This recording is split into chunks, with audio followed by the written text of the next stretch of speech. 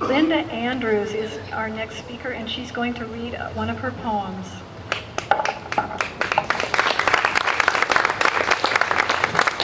Linda teaches at Walla Walla Community College in the English department. Hello. I think Jeanne is absolutely right that this mural does invite us into the park to ponder. And another thing that I think it's going to do is kind of push us all back to our own photo albums, to look at pictures of our own grandparents and grandmothers and grandfathers and fathers and mothers, and to perhaps resurrect some of their stories through their images. And maybe one story will be something like this one. I've titled this The Visible World. Another day goes down on the old house I'm lucky enough to live in. On the radio, a voice remembers a farmhouse, and suddenly I do too. A farmhouse where written words had no taker, no easy place to pile in corners or the sides of beds. This was the place of Russian grandparents who could neither read nor write.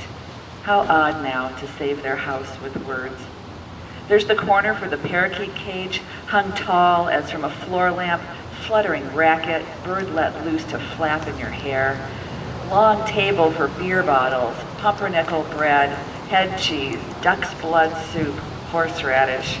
The kitchen burned with pepper, sun blaze of summer through the tall windows, beets from the garden, bootlegger renter in the basement.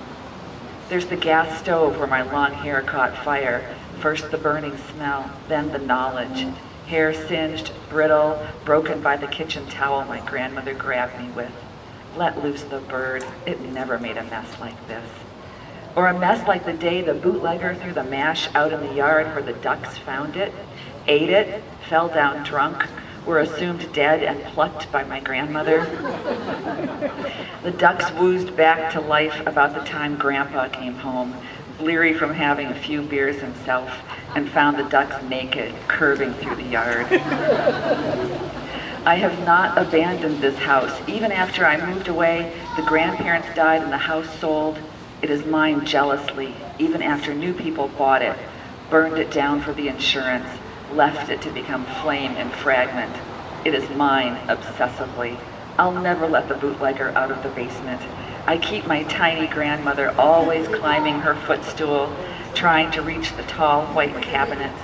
My grandfather is forever walking home, scavenging along the railroad tracks, coal in his pockets, apples in his lunch pail, suspenders carving an X into his back.